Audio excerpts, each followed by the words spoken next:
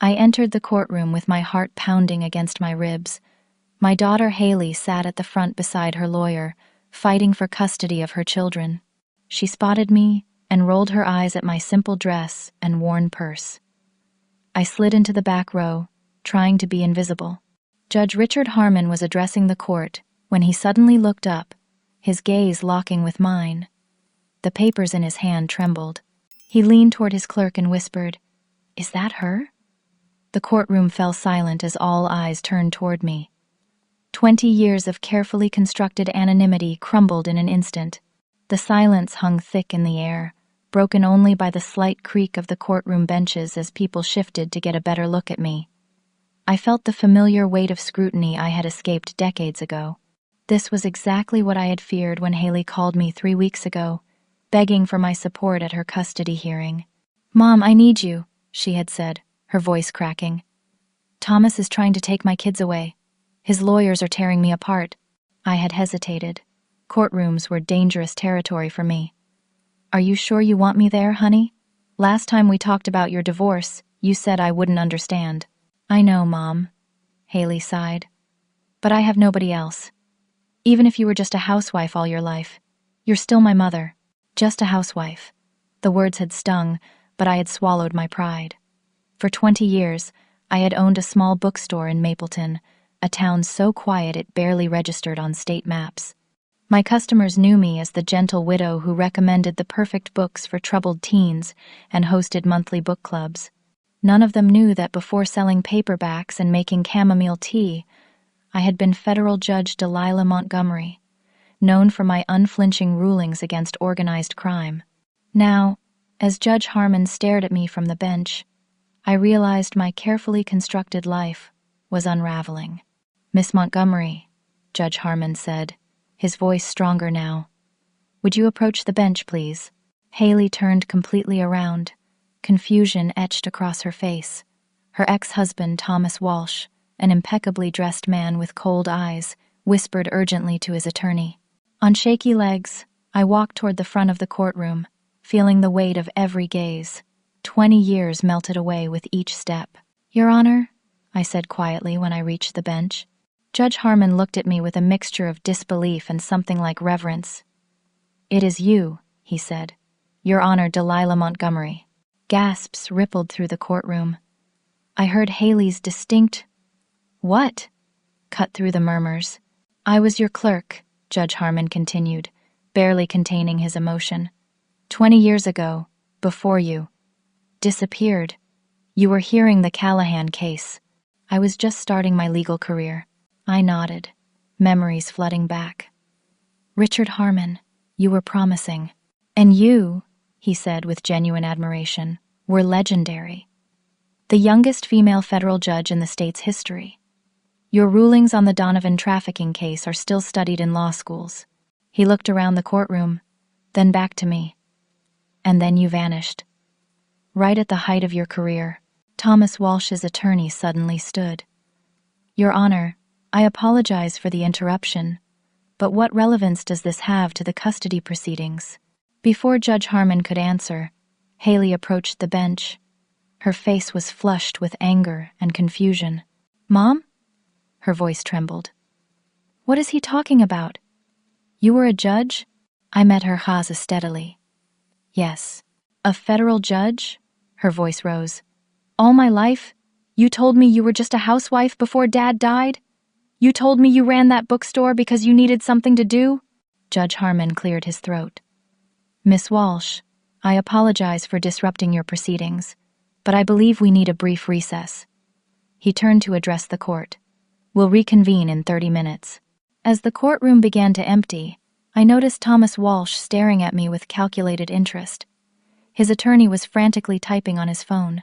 Something in their exchange sent a chill through me. Haley grabbed my arm and pulled me into a small conference room. 20 years, she said, her voice shaking. 20 years of lies. Why, Mom? Why would you hide something like that from me? I looked at my beautiful daughter, seeing the little girl I had once whisked away in the night. How could I tell her that everything, our quiet life, our modest home, even her ordinary mother, had been carefully crafted to keep us alive? I had my reasons, I said softly. Good ones. Not good enough, Haley snapped. Do you have any idea what it would have meant to me growing up, knowing my mother was someone important, someone powerful, instead of just the woman who checked reading levels and made soup when I was sick? Each word was a knife, but I stood silent. I had accepted long ago that Haley might hate me if she ever learned the truth. What I hadn't prepared for was that the truth might put her in danger all over again. The 30-minute recess stretched to an hour as Judge Harmon requested a private meeting with both legal teams. I sat alone in the conference room, my mind racing back 22 years. I had been 48 then, at the pinnacle of my career. My husband, James, was a respected historian at the State University, and our daughter Haley was 12, bright, precocious, and the center of our world. We lived in a beautiful colonial home in the historic district. I drove a sensible sedan to the federal courthouse 4 days a week and spent my weekends gardening and attending Haley's soccer games. Then came the Ricci case. The federal prosecutor had built a case against Vincent Ricci, the underboss of one of the most powerful crime families in the Northeast. The evidence was substantial, but not ironclad. Witnesses had a habit of recanting or disappearing.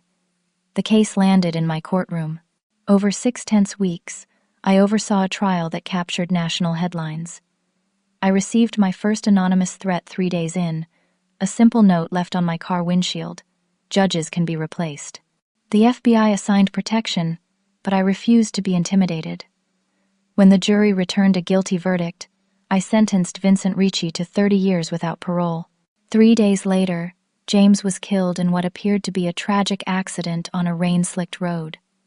His car went off a bridge on his way home from a late faculty meeting. The police called it bad luck, hydroplaning in poor conditions. I knew better. The FBI agreed. Within 24 hours of James's funeral, Haley and I were whisked into witness protection. New names, new history, new life, in a small town where nobody would look for a once prominent federal judge. The bookstore was the FBI's idea, a cash business that would explain our modest lifestyle without requiring extensive background checks or corporate scrutiny. I chose to tell Haley her father died in an accident rather than the truth, that he was murdered because of my dedication to justice. I let her believe we moved because I couldn't bear the memories. She was 12, grieving her father.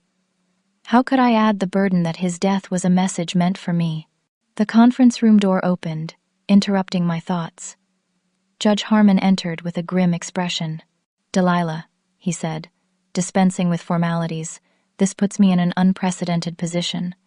I should recuse myself given our professional connection, but there are concerns I need to share with you first." I nodded, steeling myself. "Thomas Walsh," he said quietly. His family name was originally Welch. His father was Patrick Welch. The name hit me like a physical blow. Patrick Welch had been Vincent Ricci's right-hand man. He had testified against Ricci in exchange for immunity, only to disappear after the trial. "You're saying Haley married the son of Patrick Welch?" My voice sounded distant even to my own ears. "I'm afraid so." Changed their name after the trial, moved west, reinvented themselves. The son built a legitimate business empire, but there have always been rumors. Does he know who I am? If he didn't before, he will soon. His attorney has been making calls since the recess began. I felt the walls of my carefully constructed safety closing in. And Haley? Does she know who her husband really is? Judge Harmon shook his head. "I don't think so. But the custody battle makes more sense now." The door burst open, and Haley stormed in, her face tear-stained but resolute. "Would someone please tell me what's going on? They're whispering out there, and Thomas keeps looking at me like he's seeing me for the first time." I took a deep breath. "Haley, there's something I need to tell you about why I left the bench, why I changed our names, why I've been living as just a bookstore owner all these years." "Changed our names?" Her voice rose. "What are you talking about? Your father didn't die in a random accident. He was murdered, and it was meant as a message to me." Haley sank into a chair, the color draining from her face. "Murdered? By whom?" "People connected to a case I presided over. A man named Vincent Ricci." Judge Harmon interjected gently. And there's reason to believe your ex-husband's family has connections to the same organization. Haley's eyes widened in disbelief. No, that's impossible. Thomas is a businessman. His family owns real estate developments across 3 states. Perfect for laundering money, I said quietly. This is insane, Haley said, standing abruptly. Thomas might be manipulative and controlling, but he's not some mobster. Just then, my phone buzzed with a text from an unfamiliar number. Montgomery resurfaces. Interesting timing. Watch your back, Judge. I showed the message to Judge Harmon, whose face darkened. I've been receiving concerning communications as well, he admitted. Subtle pressures regarding this case. I dismissed them as standard attempts to influence the court. But now, the implications settled over us. If Thomas Walsh knew who I really was, if he had connections to the Ricci family, then this custody battle might be about more than just the children. It could be about settling old scores. We need to request protective custody, Judge Harmon said firmly. For both of you and the children. No, Haley said, suddenly looking very much like the stubborn 12-year-old I had raised. I'm not running. These are my children we're talking about. Haley, I began. No, Mom. Maybe you were okay with disappearing, with living a lie for 20 years, but I'm not. If Thomas is involved in something illegal, then we use that to make sure he never gets near my kids again. Her eyes flashed with a determination I recognized all too well, my own. It's not that simple, I tried to explain. These people don't play by legal rules. They killed your father to send a message, and you responded by hiding. For 20 years. The accusation in her voice cut deep. Well, I'm not hiding. I'm fighting. Judge Harmon cleared his throat. Miss Walsh, your mother disappeared to protect you, and it worked for 20 years. Haley's expression softened slightly as she looked at me. So what happens now? Before I could answer, Judge Harmon's clerk knocked urgently. Your Honor, Mr. Walsh and his attorney are demanding the proceedings continue immediately, or they'll file for dismissal with prejudice. The 3 of us exchanged glances. The battle lines were being drawn. Tell them 5 minutes, Judge Harmon said. When the clerk left, he turned to me. I have to recuse myself now, Delilah. This goes beyond a simple custody case. I understand, I said. What does that mean for us? Haley asked, panic edging into her voice. It means a new judge will be assigned, I explained. One who hopefully has no connections to any of the players involved. As we prepared to return to the courtroom, I gripped Haley's arm. Whatever happens in there, don't show fear. These men feed on fear. She nodded, straightening her shoulders. I learned that from you at least, even when I thought you were just a bookstore owner. For the first time since entering the courtroom that morning, I felt a glimmer of the bond that had once existed between us. Whatever happened next, we would face it together. The hearing was postponed for 3 days following Judge Harmon's recusal. I spent those 72 hours in a state of hypervigilance, jumping at every sound outside my motel room. Haley had reluctantly agreed to stay with me rather than return to her home, though she insisted on maintaining her regular work schedule at the physical therapy clinic.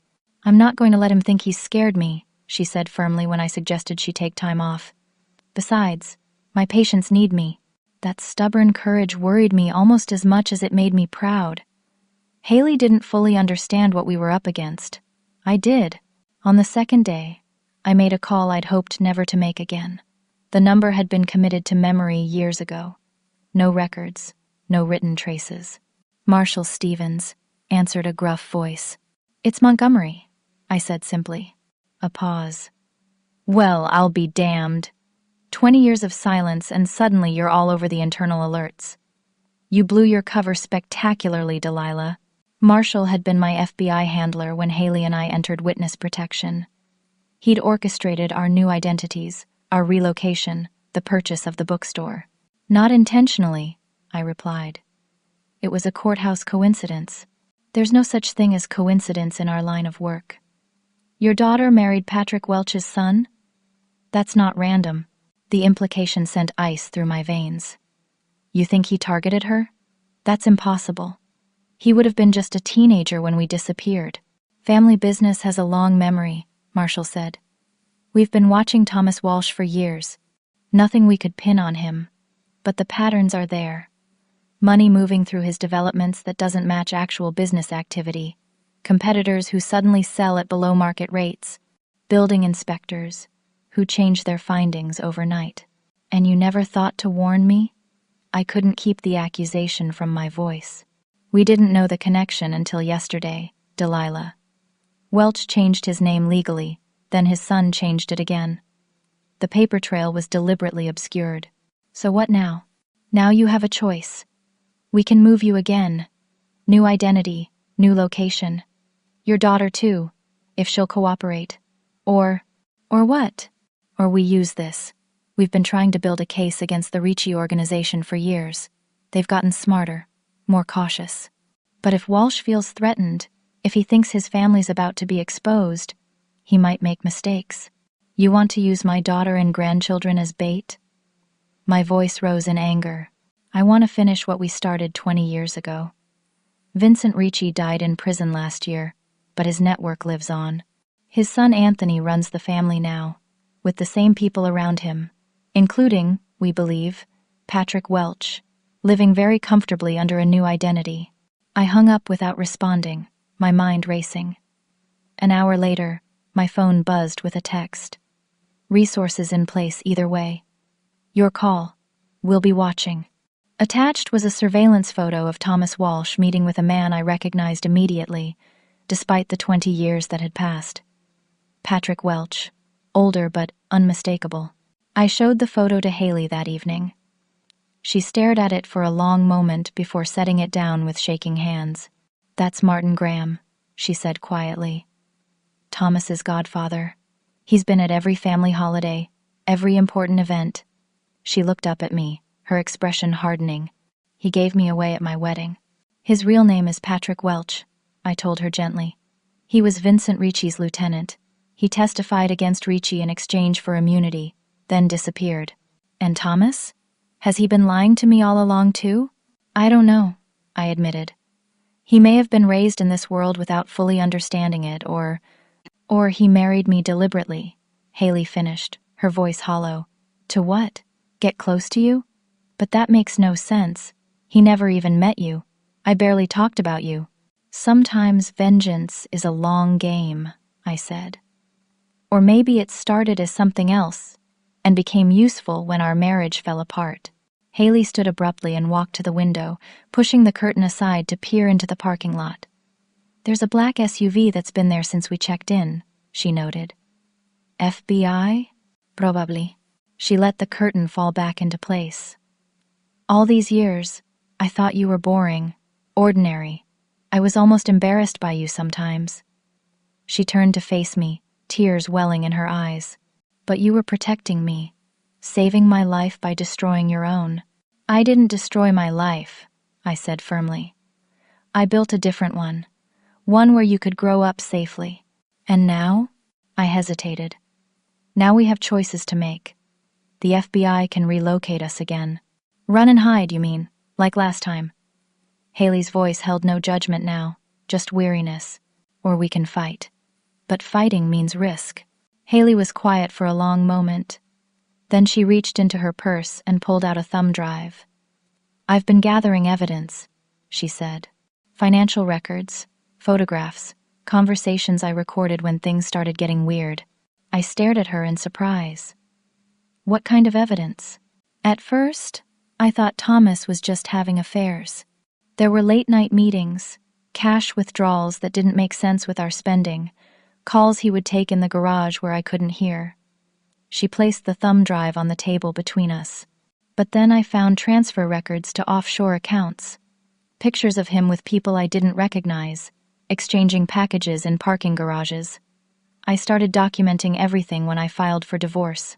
My lawyer said it probably wouldn't help with custody, just showed he was a cheating businessman, not an unfit father.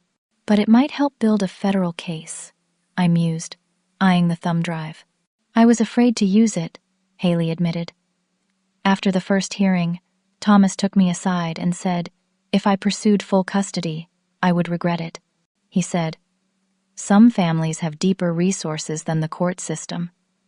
I thought he was just talking about his money, but now, my protective instincts flared. We need to get this to Marshall. Tonight. As I reached for my phone, the motel room window shattered.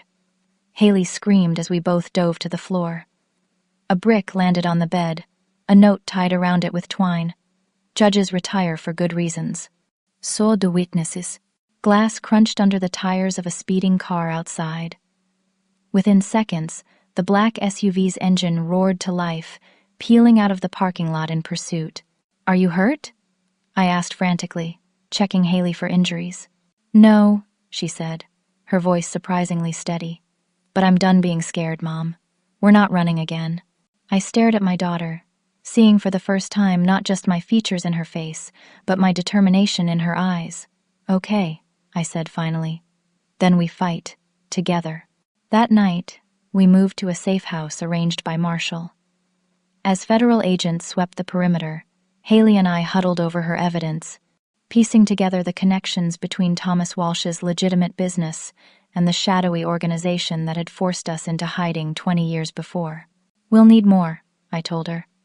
"This is suggestive, but not conclusive." "There's something else," Haley said hesitantly. "Last year, Thomas took the kids to his hunting cabin for a weekend. Jackson, my son, came back with a story about men coming late at night with trucks. He said Daddy told him it was a camping group using the back acres, but Jackson saw guns." "Out of the mouths of babes," I murmured. "Thomas was furious when Jackson told me, said he was making up stories for attention." Haley's hands clenched into fists. "I should have known then something was wrong. My son doesn't lie. We'll get them back," I promised. "And this time, we'll do it by bringing everything into the light, not hiding in shadows." The resolve in Haley's eyes mirrored my own. After 20 years of running, I was ready to stand and fight, not just for justice delayed, but for my daughter and the grandchildren. I refused to abandon to a life built on lies. The new judge assigned to Haley's case was Eleanor Baxter, a stern woman in her 60s with a reputation for cutting through manipulation and focusing on children's welfare. I sat in the back row again when the proceedings resumed, but this time with 2 federal agents flanking me, our presence in the open now, our intentions clear. Thomas Walsh entered the courtroom with the confident stride of a man accustomed to controlling his environment. His eyes found me immediately, his expression unchanged, but I noticed the slight tightening of his jaw. He knew who I was now, what I represented.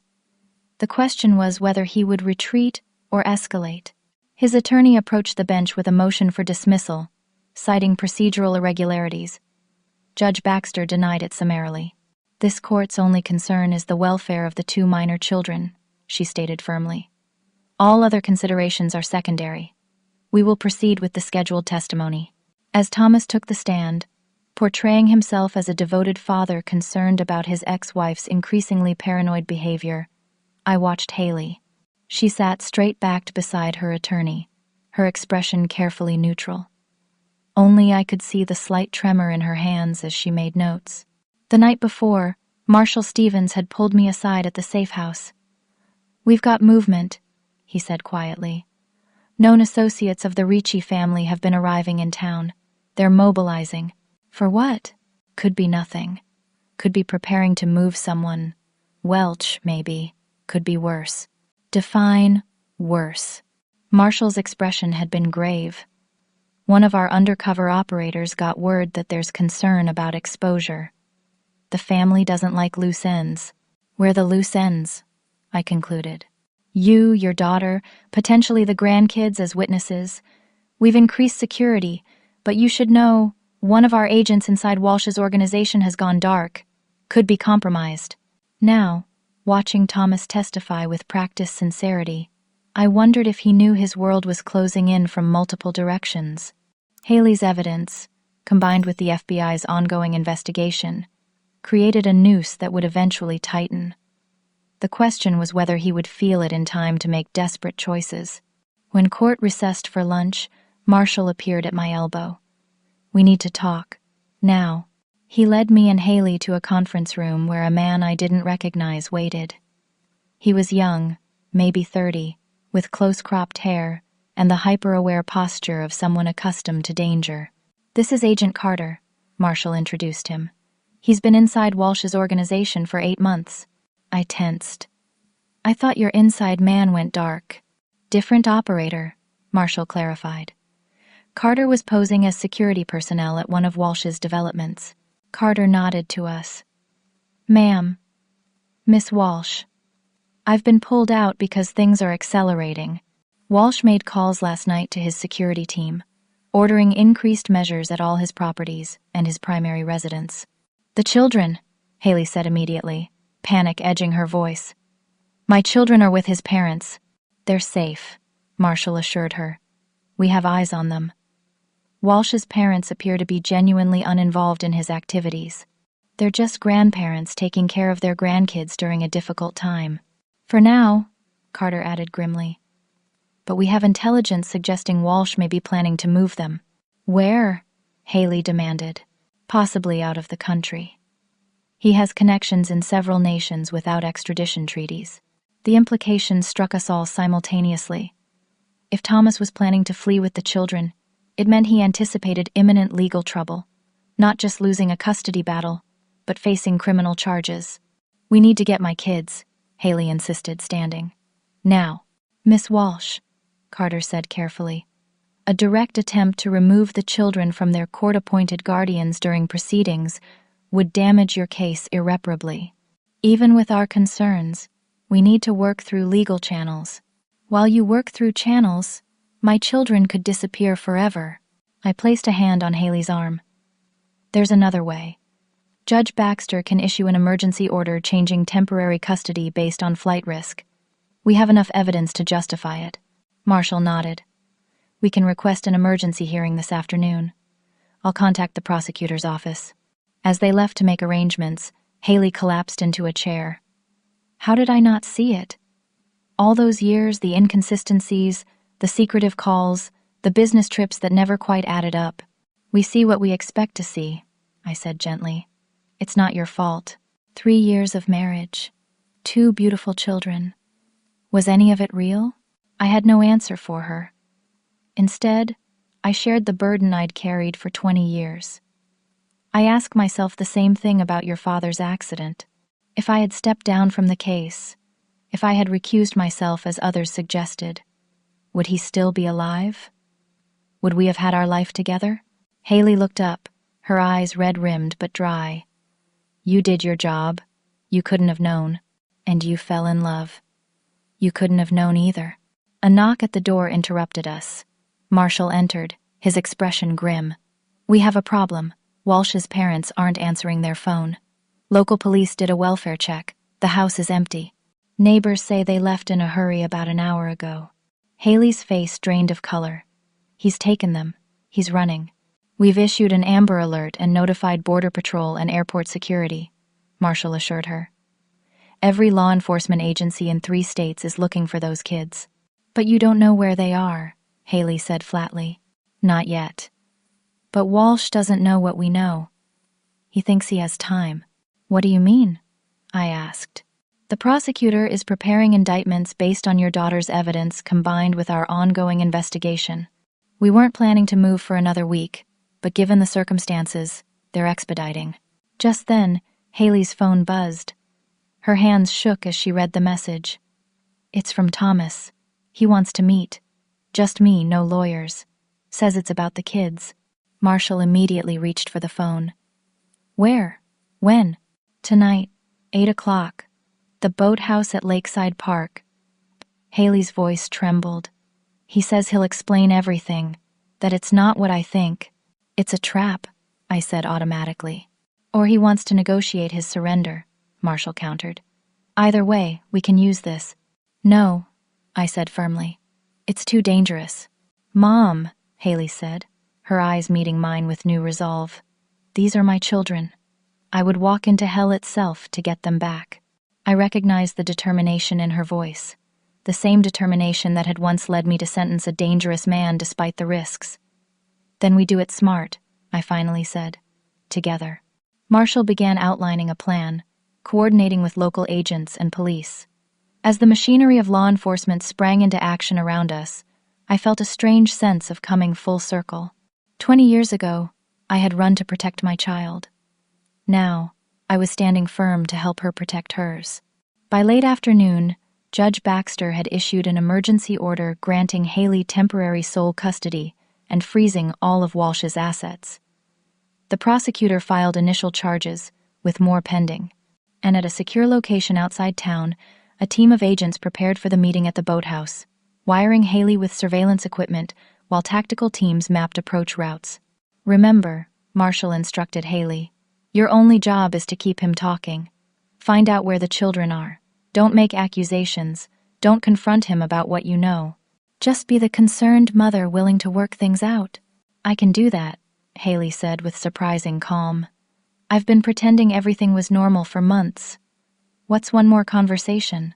As the final preparations were made, a uniformed officer approached with a message for Marshall. I watched his expression darken as he read it. "What is it?" I demanded. "Anonymous tip," he said grimly. "There may be explosives at the boathouse." Haley gasped. "He's planning to kill me?" "Or it's a diversion," Marshall said.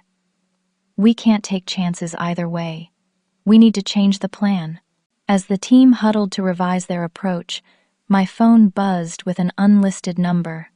The text message contained just 2 words and an attachment. "Remember this?" The photo showed James and me at a judicial conference, 22 years earlier. It had been taken the week before the Ricci trial began, before threats, before protection details, before our world imploded. A chill ran through me as another message appeared. "History repeats, unless you make a different choice." I showed Marshall, who immediately began tracing procedures. But I already knew what the message meant. Thomas Walsh, or those behind him, were offering a trade. My testimony, my silence, my disappearance again, in exchange for Haley and her children's safety. The same choice I had faced 20 years ago, with one crucial difference. This time, I wouldn't be running blind. This time, I had resources, allies, and most importantly, my daughter beside me, rather than a frightened child I needed to protect. "They want me," I told Marshall quietly. "Let me be the one to meet Walsh." "Absolutely not," he began, but I cut him off. "He won't be expecting me. That gives us an advantage. And Haley stays completely safe." "Mom, no," Haley protested. "This is my fight." "It's our fight," I corrected her. "And sometimes the best offense is an unexpected one." Marshall studied me for a long moment, then nodded slowly. "We'll need to adjust the tactical plan, and you'll need a crash course in wearing a wire." As the sun began to set, casting long shadows across the safe house lawn, I prepared to face the family that had destroyed mine 2 decades earlier. But this time, I wasn't a target running for safety. I was the hunter, stepping willingly into the trap, and bringing the full weight of the law with me. The boathouse stood silhouetted against the darkening sky, its weathered wooden structure reflected in the still lake water. I approached alone along the path, following the plan we had carefully constructed over the previous 2 hours. Every step was monitored by agents concealed in the surrounding area, every word I would speak recorded by the wire beneath my simple blouse. The explosive detection team had found nothing, suggesting the anonymous tip had been either faulty information or, more likely, an attempt to disrupt our operation. Either way, we had proceeded with extreme caution.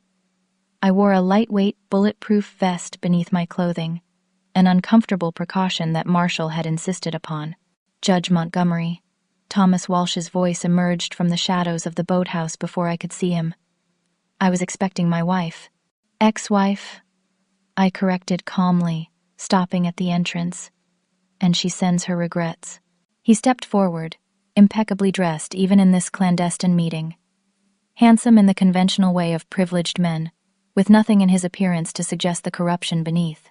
I searched his face for any resemblance to Patrick Welch, and found it in the calculating eyes, the slight asymmetry of his smile.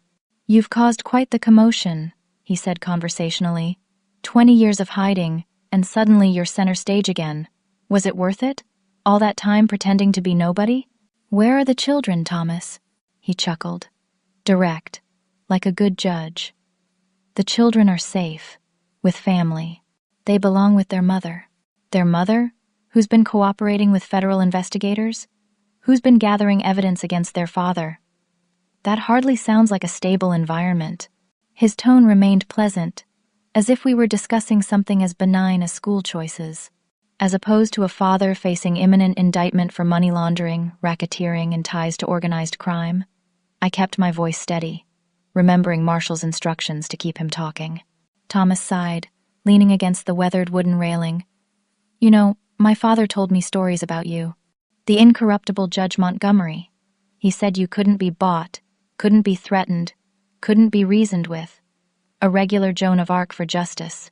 Your father, Patrick Welch. He inclined his head slightly. He goes by Martin now, as you know. He's quite comfortable in his new identity, as you were in yours, until your organization found me. Thomas laughed, a genuine sound that echoed across the water. Found you? Judge Montgomery, we've known where you were for 15 years.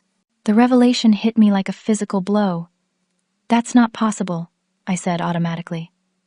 The program is good, but not infallible, especially when someone inside helps with the search. He smiled at my expression. Oh yes, your precious FBI had leaks. Still does, probably. How do you think we knew about today's operation?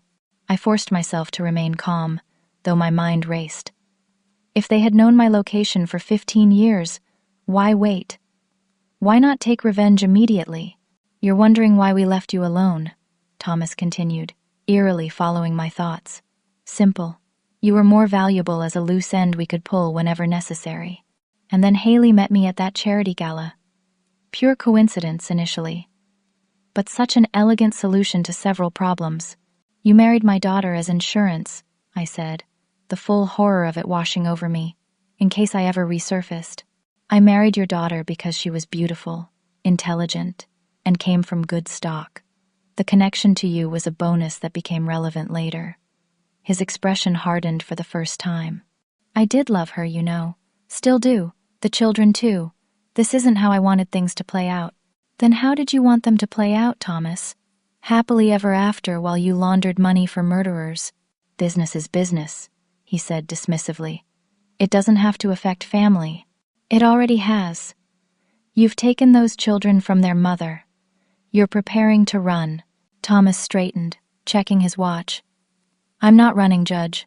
I'm negotiating. From a position of strength. What exactly are you offering? Simple. My father wants assurance that his immunity deal still stands, regardless of any new evidence. I want the federal investigation closed, all charges dropped, and a favorable custody arrangement. In exchange, the children return safely to their mother today, and certain parties agree to forget old grudges. Certain parties meaning the Ricci family? Among others. You've made enemies beyond just Vincent's organization. 20 years is a long time for memories to fade, but not that long. I studied him, buying time while the FBI listened to every word through my wire. And if I refuse? His expression remained pleasant, but his eyes turned cold. Then we have a problem, because my associates are not as fond of negotiation as I am. They prefer more permanent solutions. The children would be safe, of course. They're innocent. But their mother? Their grandmother? Let's just say there are numerous remote properties where accidents can happen. You'd never get away with it. Not now, with everyone watching. Thomas smiled thinly. Judge Montgomery, you've been out of the game too long. Look around you. Who exactly is watching?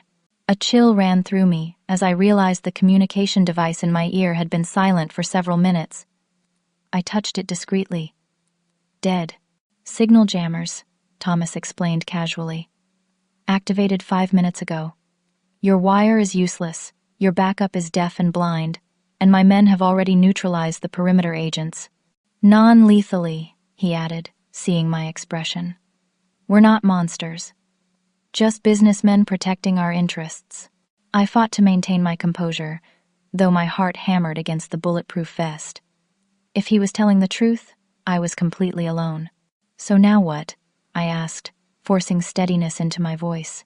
Now you make a phone call." He extended a cell phone toward me. "A special line, immune to the jammers. You call your FBI friend and explain that you've reconsidered, that you believe your grandchildren's welfare is best served by withdrawing all cooperation with federal authorities." I didn't reach for the phone. "And if I make this call, the children come home tonight?" "Within the hour. You have my word." The word of a man who married my daughter under false pretenses. His expression hardened. "Judge, don't confuse business with personal matters. I loved your daughter. I still do. But family obligations come first. Something you should understand, given your own choices. My choices were to protect my child, as are mine to protect my father. We're not so different." "There is every difference," I said firmly. "You've built your life on lies. I simply withheld the truth to keep Haley safe." Thomas checked his watch again. "We're wasting time. Make the call, or my associates will assume negotiations have failed." I reached for the phone, my mind racing through options.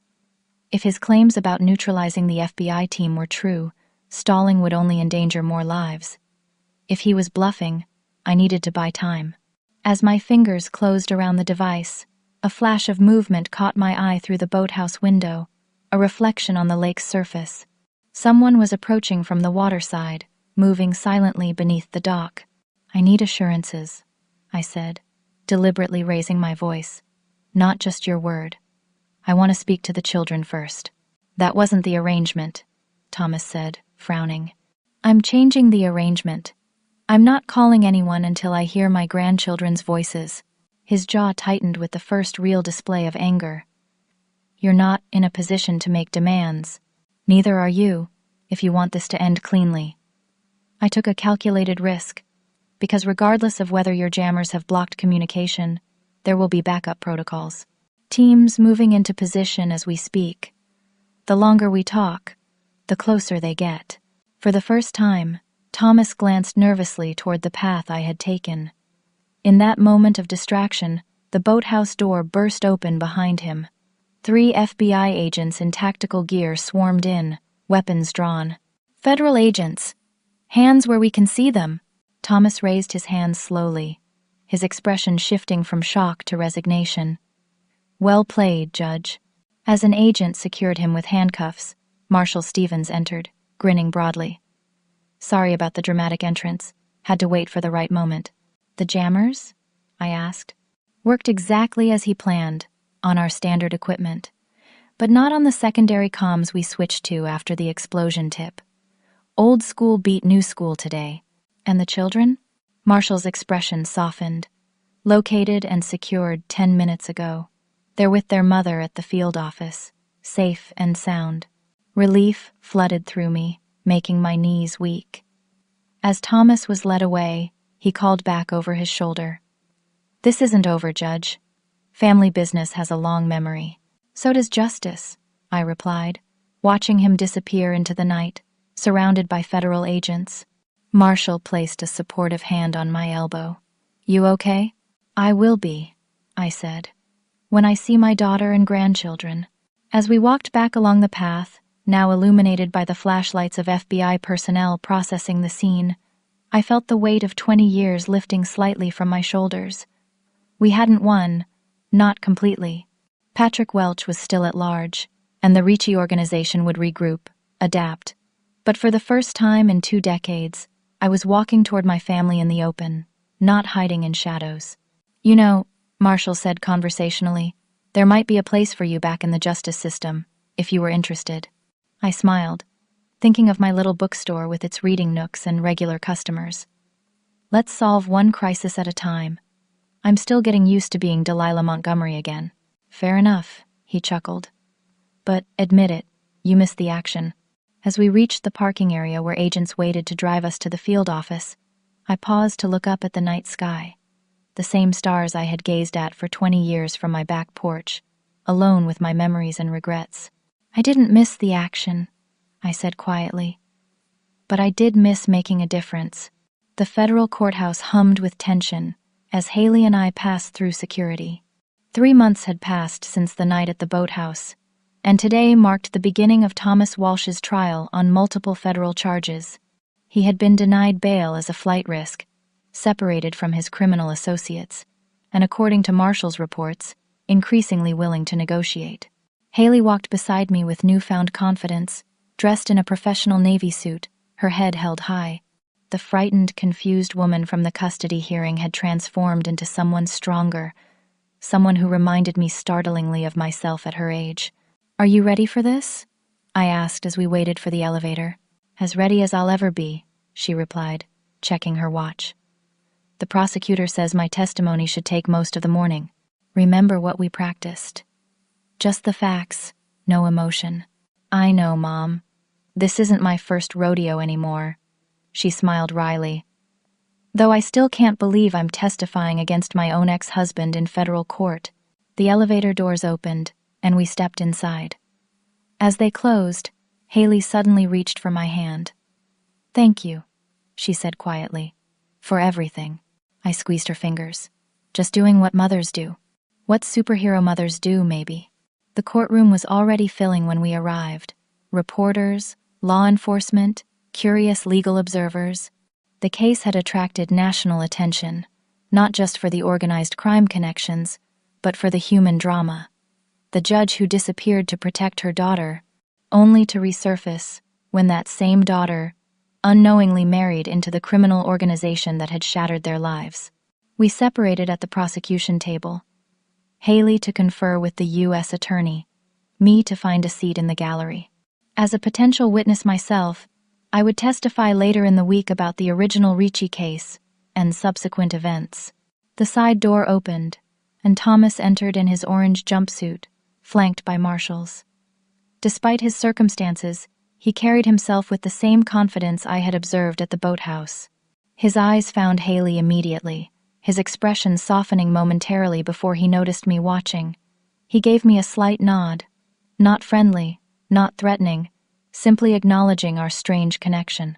Judge Samuel Wilson presided, a veteran jurist with a reputation for running an efficient courtroom.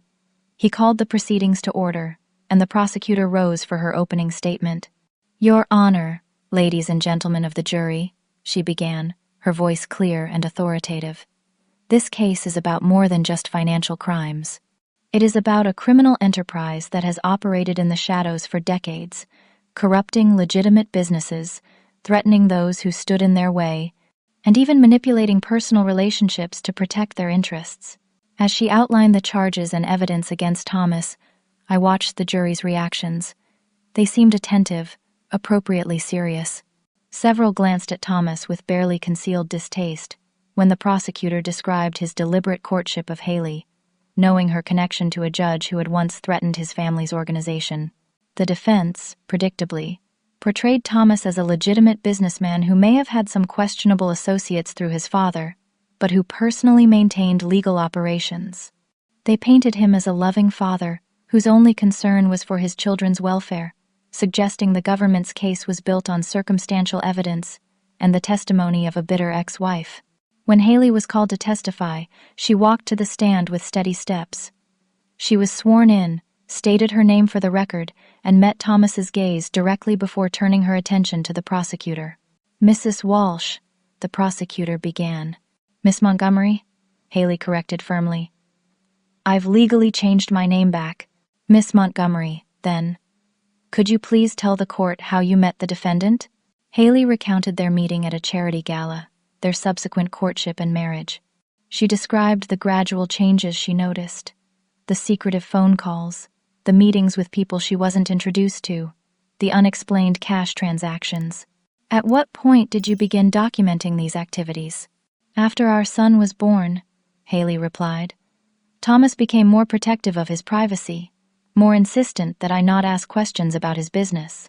When I found a bag containing $50,000 in cash in his golf bag, I knew something was wrong." "And what did you do with this information?" "Initially, nothing.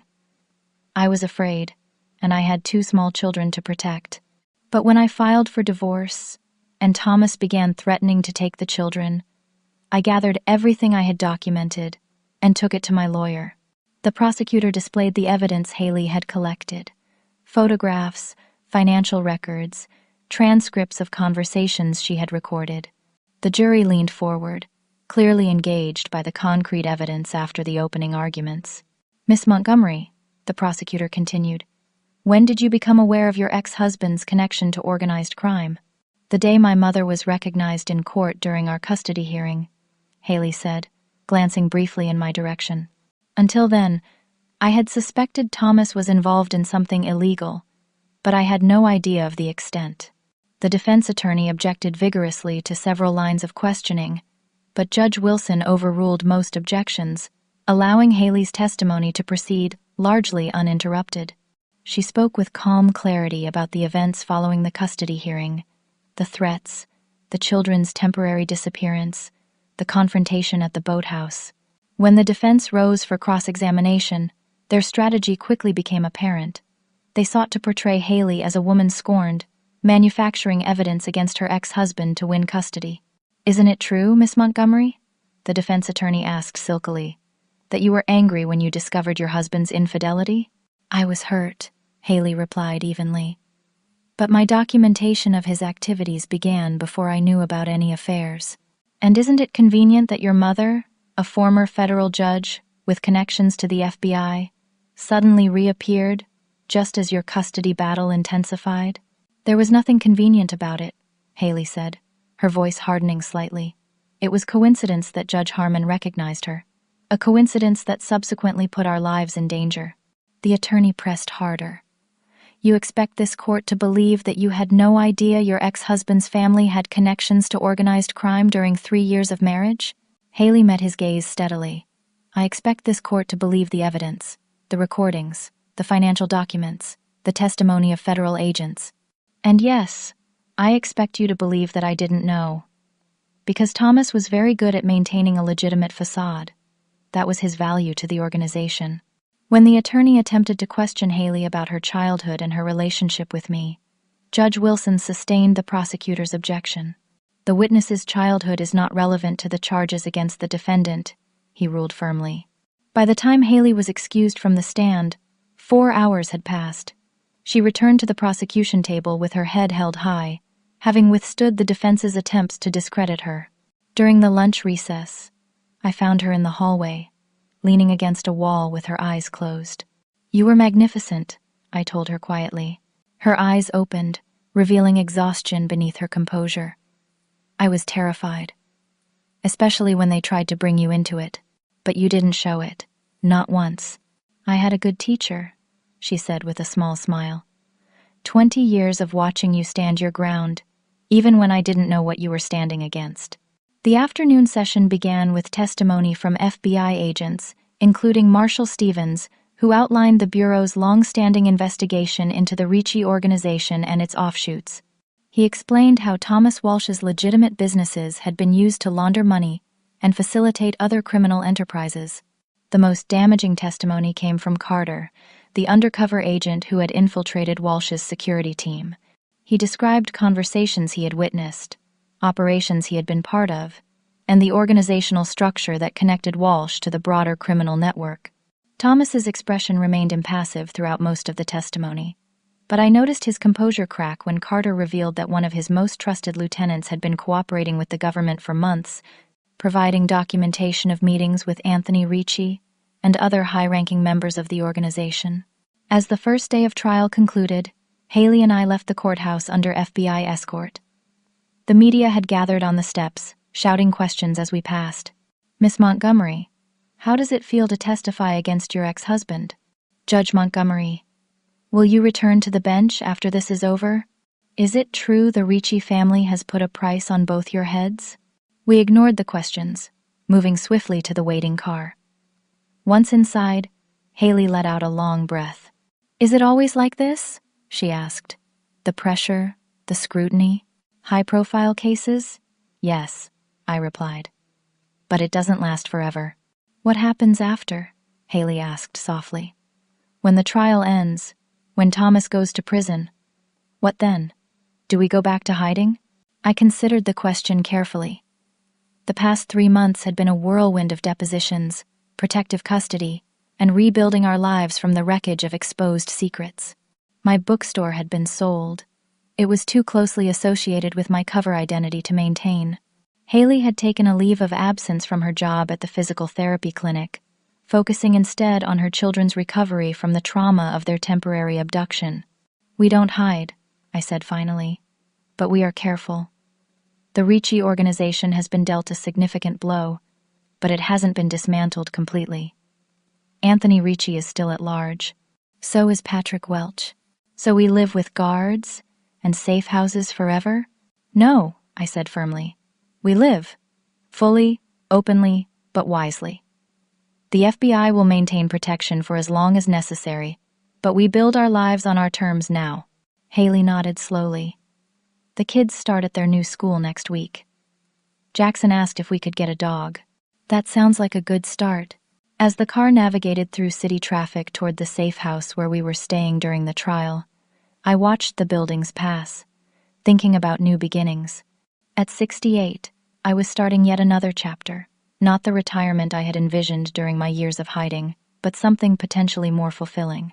Marshall had been persistent about his suggestion that I return to the justice system in some capacity. Not as a judge. I was too high profile now, too controversial, but perhaps as a consultant, an advisor, or even a teacher. The idea had merit. After decades of hiding my expertise, the thought of using it openly again held a certain appeal. When we arrived at the safe house, Haley's children ran to greet us, Jackson, now 8, and Emma, 6. They wrapped their arms around their mother first, then turned to me with equal enthusiasm. "Grandma, did you put the bad guys in jail today?" Jackson asked excitedly. "Not today, buddy," I said, ruffling his hair.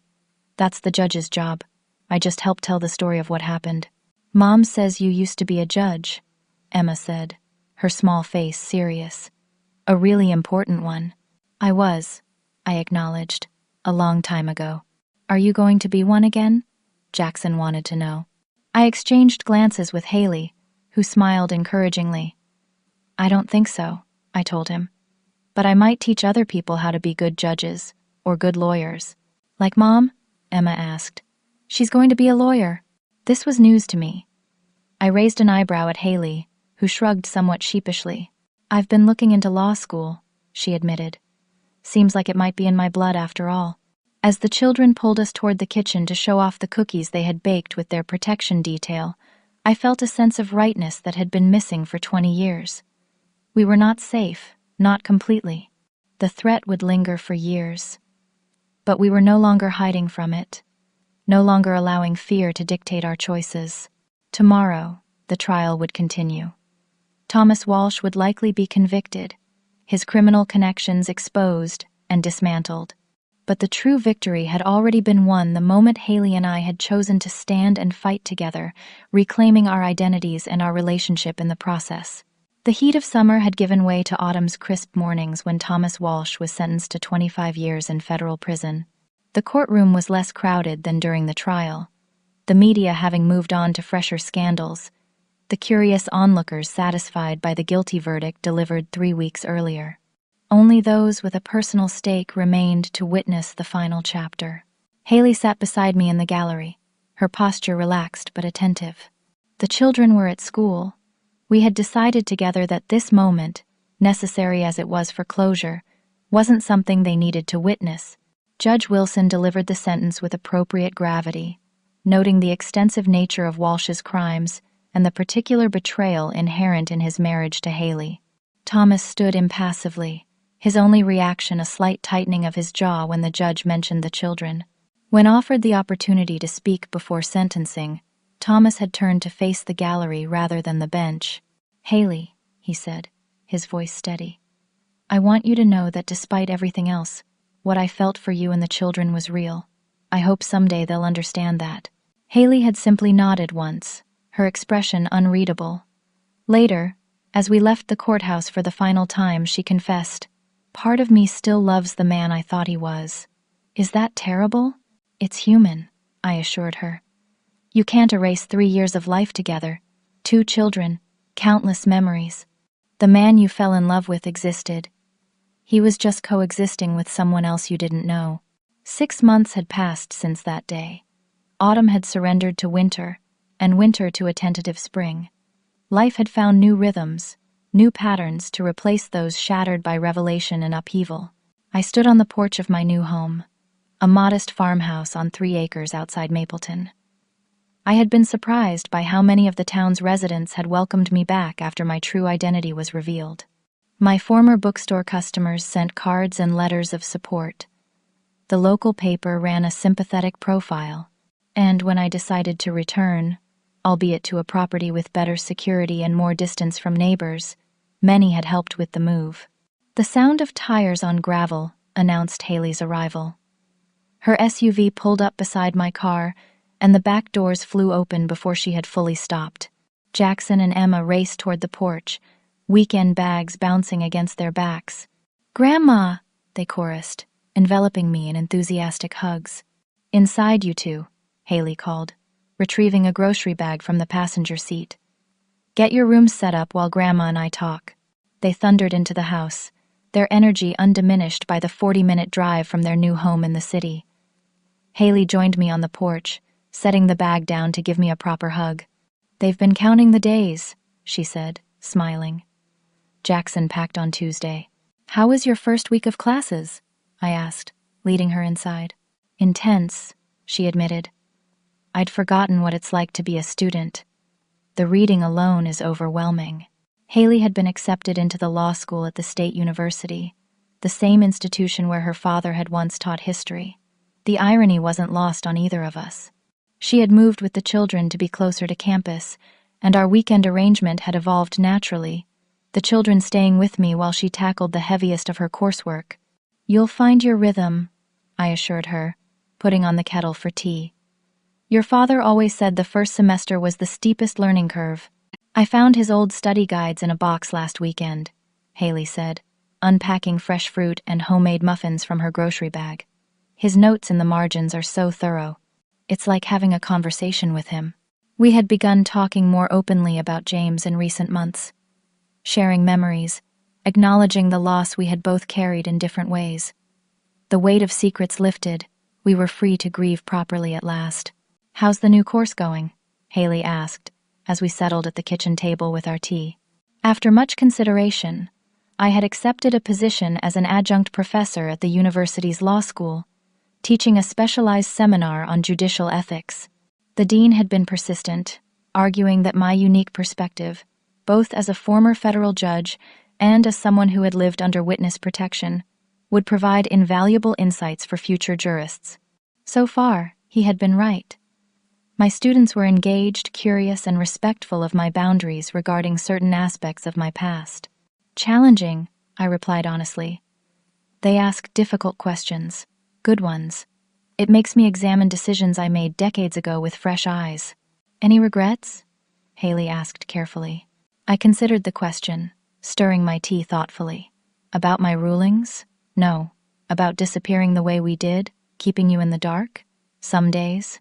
But given what we knew then, what I feared, I still believe I made the best choice available to me." Haley reached across the table to squeeze my hand. "I understand that now. I really do." From the back of the house came the sounds of childish bickering, followed by laughter. Life in its messy, beautiful continuity. "Have you heard from Marshall?" Haley asked, changing the subject. "Yesterday. The task force has made progress dismantling the Ricci network. Anthony Ricci is still in the wind, but they've frozen most of his assets, and they found Patrick Welch." Haley's eyes widened. "Thomas's father? Where?" "Mexico, living under yet another name. They're working on extradition, but it's complicated. His testimony against Vincent Ricci all those years ago came with immunity that might still protect him from certain charges." "Does Thomas know?" I shook my head. Marshall didn't say. Thomas has been cooperating, apparently, providing information about the organization's structure. It may earn him some consideration at his first parole hearing, though that's years away. Haley nodded, her expression pensive. We had both made peace with the fact that Thomas would remain a shadow in our lives, the father of her children, a man who had both loved and betrayed her, a living reminder of the past we couldn't fully escape. The peaceful moment was interrupted by the children racing into the kitchen, already changed into play clothes. "Can we go to the pond, Grandma?" Jackson asked eagerly. "I want to see if the frogs are back yet." "After lunch," I promised. "And you'll need your boots. It's still muddy down there." As the children helped prepare a simple lunch, chattering about school and friends, and the puppy they were hoping to adopt that summer, I watched Haley, now 34, the same age I had been when I first donned my judicial robes. She moved with new confidence, her intelligence and determination focused on building a future, rather than escaping a past. Later, as the children explored the pond's edge under our watchful eyes, Haley broached a subject we had danced around for months. "The U.S. attorney called yesterday," she said, her gaze fixed on the children. "They're considering a civil forfeiture case against some of Thomas's associates. They want my testimony again. How do you feel about that?" She sighed, tired of courtrooms, but proud, too. "That I can help end this, not just for us, but for other families who might be hurt by these people." "You've found your strength," I observed. "I had a good example," she replied with a small smile. Even when I didn't know it, the afternoon sun dappled through the new leaves, casting shifting patterns across the awakening landscape. Life was returning after winter's dormancy, a fitting metaphor for our own journey. We had emerged from the cold constraints of fear and secrecy into something warmer, something that could grow. That evening, after the children were asleep in their rooms, Haley and I sat on the porch swing, watching the stars emerge in the clear spring sky. "I've been thinking about changing my name legally," Haley said quietly. "Not back to Walsh, obviously." "Montgomery Lewis?" I suggested, adding her father's surname. She nodded. "It feels right, connecting all the parts of who I am, who we are as a family." "I think your father would be proud," I told her, "of all you've overcome, of who you're becoming." "I hope so," she said softly. "I want the kids to know his story too, the real story, not just the sanitized version I grew up with." "When they're ready," I agreed. "Some truths need the right moment." We fell into comfortable silence, the gentle creaking of the swing the only sound beyond the evening's natural chorus of insects and rustling leaves. After a while, Haley spoke again. "Do you think we'll ever be completely free of it? The past? The danger?" I considered my answer carefully. Free, perhaps not. The connections exist, the history can't be erased. But defined by it, controlled by it, that's our choice. "And what's your choice, Mom?" I smiled, recognizing in her question the same directness I had once brought to the bench. To live fully in the present, to teach what I've learned, to be exactly who I am, Judge Delilah Montgomery, bookstore owner, widow, mother, grandmother, without hiding any part of myself again. Haley leaned her head against my shoulder, a gesture so reminiscent of her childhood that my heart constricted momentarily. "That sounds like a good choice," she murmured. In that moment, I felt the full circle of our journey, from the frightened mother and child fleeing in the night to two strong women choosing their path forward together. The road ahead would have its challenges. The shadows of the past would never completely fade, but we would face whatever came with our eyes open, our heads high, and our hearts connected by the truth, rather than separated by secrets. The next morning, as we prepared breakfast together, Jackson looked up from setting the table to ask, "Grandma, will you tell us a story about when you were a judge?" I caught Haley's eye across the kitchen, received her subtle nod of permission. "I'd be happy to," I told him, gathering my grandchildren close. "It's time you heard the real story of our family, the hard parts and the good parts, because it's your story too." And as the morning sun filled the kitchen with golden light, I began to share the legacy of justice, courage, and truth that had shaped us all. No longer hiding in shadows, but standing proudly in the light. Have you ever had to make a difficult choice between hiding the truth to protect someone you love, or being honest no matter the consequences? I'd love to hear your thoughts in the comments. If this story touched you, please like, subscribe, and share with others who might find meaning in Delilah's journey. Thank you for listening, and remember that sometimes our greatest strength comes from facing the very things we've been running from all along.